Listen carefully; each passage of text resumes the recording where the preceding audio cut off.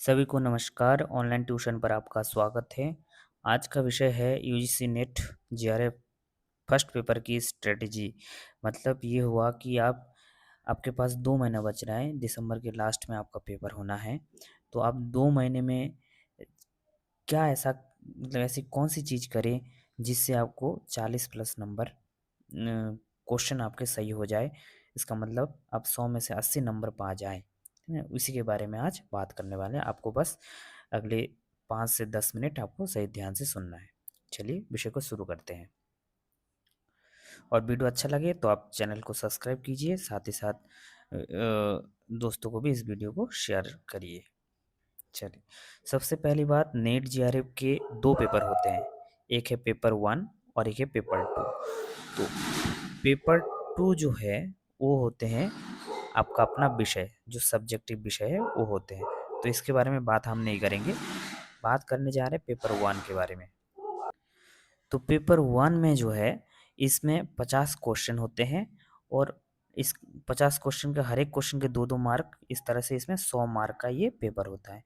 और पेपर 2 में 100 होते हैं क्वेश्चन और हर एक क्वेश्चन का 2-2 मार्क, इस हिसाब से 200 मार्क का ये क्वेश्चन होता है।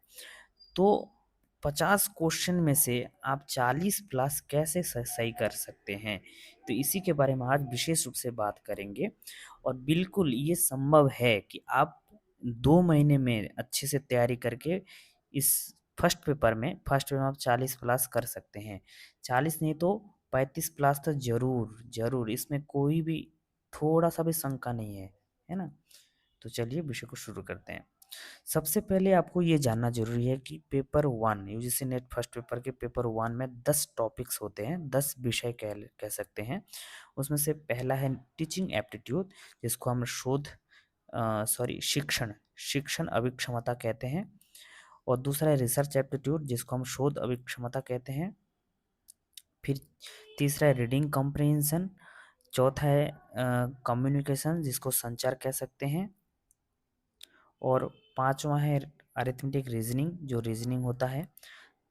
फिर छठा जो है, ये गलत लिखा हुआ है, छठा जो है लॉजिकल रीजनिंग, ठीक है। छठा लॉजिकल रीजनिंग है। और सातवां है डेटा इंटरप्रिटेशन।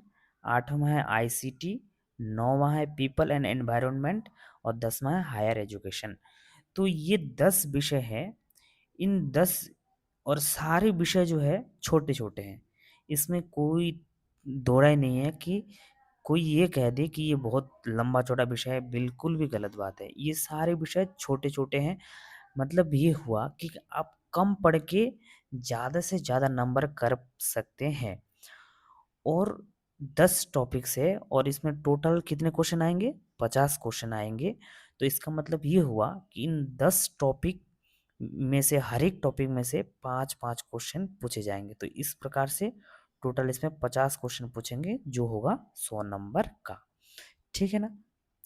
तो अब जो है आपको क्या स्ट्रेटजी अपनानी है, वो मैं अब आगे बताने जा रहा हूँ। देखिए, देखो रणनीतियाँ मतलब स्ट्रेटजी है। क्या अपनानी है आपको अगले 2 महीने में? 2 मंथ्स तक आपको क्या स्ट्रेटजी अपनानी है और आपको पूरे 60 दिन हर दिन करना है। यदि आप हर दिन करेंगे तो मैं 100% कह सकता हूँ कि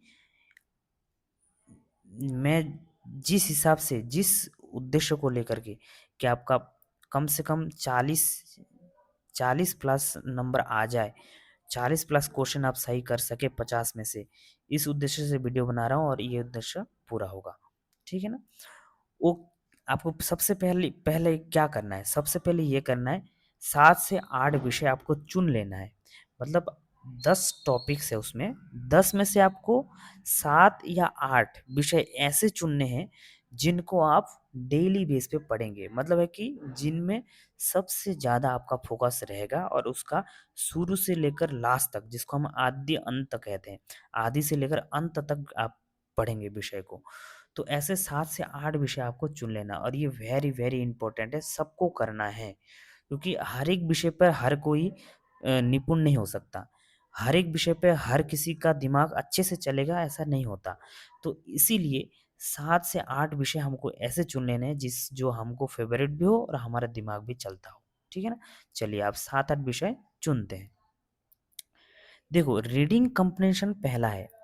रीडिंग कंप्रेशन मतलब है कि उसमें पहले से पद्य गद्य दिया होगा, उसी में से प्रश्न पूछेंगे और वहाँ से आपको ढूँढ-ढूँढ के उत्तर करना है। तो ये कैसे होगा? ये प्रैक्टिस के माध्यम से होता है। देखो इसमें समझ की ज़रूरत है और प्रैक्टिस की ज़रूरत है। ये दोनों चीज़ जो भी करेगा, उसका रीडिंग कंप्रेशन पक्का हो जाएगा, एक तरह से सही हो जाएगा। तो रीडिंग कंप्रेशन पहले को चुनना ही चुनना है, क्योंकि ये हर किसी को आना ही चाहिए। यदि आपको रीडिंग कंप्रेhension पढ़ के यदि आपको उत्तर करना नहीं आ रहा है, तो इसका मतलब ये है कि आप नेट एग्ज़ाम देने योग्य बने ही नहीं। इसीलिए नेट एग्ज़ाम देने योग्य आप तभी हो पाएँगे जब आप इसको अच्छे से कर पाएँगे, ठीक है ना? फिर दूसरा है कि रिसर्च एप्टीट्यूड, जिसको शोध अभिक्षमता कहते हैं। आप बताइए, नेट जेआरएफ हम किस लिए करते हैं? पीएचडी करने के लिए। पीएचडी मतलब रिसर्च करने के लिए। अब रिसर्च करने के लिए आप नेट जेआरएफ निकाल रहे हैं। अब रिसर्च एप्टीट्यूड ही आप नहीं पढ़ेंगे या उसको छोड़ देंगे, तो मतलब कुछ बचा नहीं फिर। इसीलिए रिसर्च एप्टीट्यूड भी आपको बहुत अच्छे से पढ़ना है, क्योंकि आपको फ्यूचर में रिसर्च ही करना है। तो इसीलिए इसको भी आप मज़े से पढ़ना है और आदि से अंत तक पढ़ना है, मतलब एकदम बहुत बढ़िया से पढ़ना है। तो इसको भी आपको छोड़ना बिल्कुल नहीं है ये टॉपिक। तो 2 टॉपिक हो गए। फिर तीसरा है शिक्षण अभिक्षमता, टीचिंग एप्टीट्यूड। ये भी विषय आसान है, शिक्षण अभिक्षमता, क्योंकि फ्यूचर में आप टीचर बनने वाले हैं, तो इस विषय को आपको अच्छे से पढ़ना आना चाहिए, या आपको समझना ही चाहिए। भले ही आपका मन चाहे ना चाहे, पर फिर भी आपको समझना समझना है। वो इसीलिए क्योंकि फ्यूचर में आप प्रोफ़ेसर बनेंगे, कभी किसी कॉलेज के प्रोफ़ेसर बनेंगे, किसी यूनिवर्सिटी का प्रोफ़ेसर बनेंगे, तो उसमें आपको टीचिंग कार्य ही करना है। तो इसीलिए टीचिंग एप्टीट्यूड भी आपको आना ही चाहिए। ये 3 विषय तो किसी को भी नहीं छोड़ना है। चौथा कम्युनिकेशन, ये भी आपको लेना है, वो इसीलिए लेना है क्योंकि ये बहुत छोटा विषय है। आप देखेंगे ना कि जितने सारे विषय हैं, जैसे टीचिंग एप्टीट्यूड है, रिसर्च एप्टीट्यूड है। रिसर्च एप्टीट्यूड में यदि यहाँ पे मान के चलो कि यहाँ पे 70 पेज है, मान के चलते हैं कि इसमें 70 पेज जो है, पूरा विषय 70 पेज में वर्णन किया हुआ है। तो कम्युनिकेशन जो है ना, ये केवल और केवल 40 पेज में वर्णन किया हुआ है इसके हिसाब से। तो इसलिए एकदम बहुत छोटा विषय है, और यहाँ से 5 क्वेश्चन पूछेंगे, तो छोटा विषय पढ़ के आप यदि 5 क्वेश्चन सही हो रहा है, तो इससे अच्छी बात क्या है? तो इसीलिए इसको लेना है। उसके बाद रीजनिंग। रीजनिंग ऐसा है कि ज़्यादा मतलब किसी को आता है, किसी को नहीं आता है। जिसको आता है वो तो रीजनिंग ले लीजिए, यदि नहीं आता है तो कोई दिक्कत नहीं, रीजनिंग को छोड़ दीजिए। लॉजिकल रीजनिंग भी सेम है, तो रीजनिंग से थोड़ा कठिन है ये, लेकिन जिसको आएगा वो ले सकते हैं, नहीं तो इसको छोड़ सकते हैं। फिलहाल हम ये दोनों रीजनिंग को ले रहे हैं और ये चीज़ छोड़ रहे हैं, लॉजिकल रीजनिंग को छोड़ रहे हैं।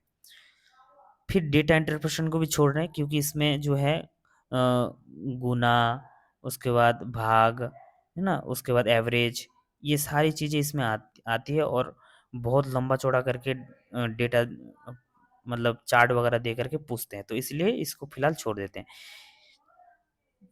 फिर आगे ले लेते हैं आईसीटी को। आईसीटी को भी आपको पढ़ना है। देखो teaching aptitude, research aptitude, reading comprehension और कम्युनिकेशन, ये 4 विषय तो आपको लेना ही लेना है। फिलहाल हम रीजनिंग को भी छोड़ रहे हैं और ये तीनों चीज़ छोड़ दी। आईसीटी को आपको लेना ही लेना है, ये 5वां है। आईसीटी को इसीलिए लेना है क्योंकि इसमें कंप्यूटर, मोबाइल आदि, ईमेल वगैरह के बारे में आप पढ़ेंगे। तो देखो ये पूरा आने वाला जो ये मॉडर्न एरा है, आधुनिक जो युग है, ये कंप्यूटर का युग है। तो इस युग में यदि आप computer, email, mobile, software, hardware, इनके बारे में आप नहीं जानेंगे, तो आप बहुत पीछे रह जाएँगे, एआई इत्यादि के बारे में। इसीलिए आईसीटी जो है एक बहुत अच्छा विषय है, और मतलब एक तरह से आपको अपडेट करते हैं, तो इसीलिए आईसीटी को भी आपको छोड़ना नहीं है और बहुत अच्छे से पढ़ना है मज़े से, है ना? फिर आगे चलते हैं पीपल एंड एनवायरनमेंट, ठीक है ना? लोग और पर्यावरण के बारे में। तो ये विषय भी बहुत मज़ेदार है, बहुत छोटा विषय है, और इसको हम अच्छे से कर सकते हैं। तो इस प्रकार से 1, 2 विषय इसको फिलहाल हम छोड़ दे रहे हैं, 2 विषय। और हाँ, रीजनिंग को हमको लेना है। रीजनिंग को छोड़ना नहीं है, रीजनिंग को लेना है, क्योंकि रीजनिंग आसान होते हैं, रीजनिंग को लेना है। तो इधर हो गए 5 विषय टोटल, 5 के बाद ये छठा, 7वां, तो इस तरह से 7 विषय आपको ले लेना है। तो इस तरह से 7 विषय आप अपने हिसाब से चुन लिए। इसीलिए मैंने यहाँ पे लिखा है 7 से 8 विषय आपको चुन लेना है। यदि आप 7 विषय चुन लेते हैं और इसको डेली बेस पे आज से शुरू करके लगातार 60 दिन तक आप करते हैं, तो 7 5 35 मतलब हुआ कि 35 क्वेश्चन आपका फिक्स हो ही रहा है। होना ही होना है 35 क्वेश्चन फिक्स। और 35 के अतिरिक्त और जो 15 क्वेश्चन बच रहे हैं उसमें भी आप तुक्का लगाएँगे तो 3 से 5 क्वेश्चन आपका सही होना ही है उसमें भी तुक्का लगा के। तो इस हिसाब से 40 क्वेश्चन बैठ रहे हैं, ठीक है ना? तो अब देखो, अब आगे जो है पूरा पक्का 7 विषय में से पूरा 35 क्वेश्चन सही होना ही होना है। वो कैसे होगा वो आगे देखते हैं। दूसरा आपको स्ट्रेटजी अपनानी है, daily PYQ previous year question paper. Very very important. किसी भी एग्जाम को आप एग्जाम में यदि परफेक्ट होना चाहते हैं, उसमें यदि 100% आप सफल होना चाहते हैं, तो आपको PYQ previous year question paper आपको छोड़ना नहीं है, छोड़ना नहीं है, छोड़ना नहीं है। किसी भी हालत में नहीं छोड़ना है। भले ही आप विषय को पढ़ें, भले ही आप यूट्यूब देखें, भले ही आप नोट्स बनाएँ ना बनाएँ, लेकिन आप खाली-खाली केवल और केवल यदि प्रीवियस ईयर के क्वेश्चन पेपर कर लेते हैं, तो इससे आपका 50% तैयारी हो जाती है। किसी भी विषय का 50% तैयारी केवल और केवल उसके पूर्व क्वेश्चन से ही हो जाते हैं। तो इसको आपको डेली करना है। हर एक दिन आपको 20-20 क्वेश्चन कर सकते हैं। 25-25 क्वेश्चन जो है आप हर दिन डेली कर सकते हैं। ठीक है ना? इस हिसाब से आपको डेली करना है। उसके आगे देखते हैं, आगे आपको हर दिन 1.5 से 2 घंटे देने हैं इस पेपर को। देखो ये पेपर छोटा है, आपको केवल 2 घंटे भी देंगे ना तो पर्याप्त है। 60 दिन तक आप 2 घंटे देते हैं, 60 दिन तक, तो आप इस विषय पर मतलब फर्स्ट पेपर पर आप मास्टर बन जाएँगे एकदम, एकदम मास्टर बन जाएँगे। मैं ऐसे हवा में बात नहीं कर रहा हूँ, सच में आप मास्टर बन सकते हैं यदि आप हर दिन 60 दिन 2 महीने तक 2-2 घंटे फर्स्ट पेपर को आप दे दिए। क्योंकि ये इतना छोटा विषय है, आप 2-2 घंटे दे देंगे ना, तो बहुत आप मतलब इतना पढ़ लेंगे ना जितना वो पूरे मतलब जितने पेपर देने वाले हैं ना नेट का पेपर, सभी जितने भी लोग पढ़े होंगे तो उससे आप ज़्यादा ही पढ़ लेंगे, है ना? फिर आगे चलते हैं कि इस हिसाब से आपको 40 प्लस टारगेट रखना है और आपका हो भी जाएगा यदि आप करेंगे। क्या-क्या करना है तो फिर एक बार मैं बता देता हूँ। एक तो आपको 7 से 8 विषय चुन लेना है। उन विषयों को 1 या 2 पुस्तक से आपको पूरा विषय को पढ़ लेना है। पुस्तक को पढ़ लिए, उसके बाद पीवाईक्यू प्रीवियस ईयर के क्वेश्चन पेपर आपको डेली बेस पे हर दिन आपको करना है। फिर 2 घंटे 2 घंटे आपको इस विषय को देना है। पढ़ना भी है इसी 2 घंटे में और पीवाईक्यू भी करना है, ठीक है ना? हर दिन। और लास्ट में क्या है कि अच्छे से पढ़ना है क्योंकि विषय छोटा है। विषय छोटा है ये सोच के हम बहुत कम पढ़ेंगे, 1 घंटा ही देंगे, आधा घंटा देंगे, ऐसा बिल्कुल भी नहीं करना है। विषय छोटा है इसीलिए इसको ज़्यादा सीरियसली पढ़ना है क्योंकि जो विषय आसान होता है ना, उसको ज़्यादा सीरियसली पढ़ना होता है क्योंकि आसान विषय सीरियसली अच्छे से पढ़ेंगे तो आपको 40 में से 40 ही पाने की संभावना ज़्यादा रहेगी। और थोड़ा भी आप सीरियसली ले लेंगे तो हो सकता है कि कुछ इधर-उधर से कट-कुट के आपका 30 ही बने। तो इसीलिए आपको आसान विषय है इसीलिए 40 की तैयारी करें तो 40 ही पाना है, तो आपको बहुत अच्छे से ध्यान लगा के थोड़ा सीरियसली आपको लेना पड़ेगा, ठीक है ना? तो बस ऐसा करेंगे तो आपका निश्चित ही आप केवल नेट नहीं जीआरएफ भी ले सकते हैं। और बाकी बस जो भी मैंने रणनीतियाँ यहाँ पे बताए हैं वो सब आप करिए और निश्चित ही आपका जेआरएफ होगा। और यहाँ तक बने रहने के आपका बहुत बहुत थैंक यू। और वीडियो को लाइक कीजिए, ज़्यादा से ज़्यादा दोस्तों को शेयर कीजिए और ऐसे ही और वीडियो पाने के लिए चैनल को अवश्य सब्सक्राइब भी कीजिए। आपका धन्यवाद।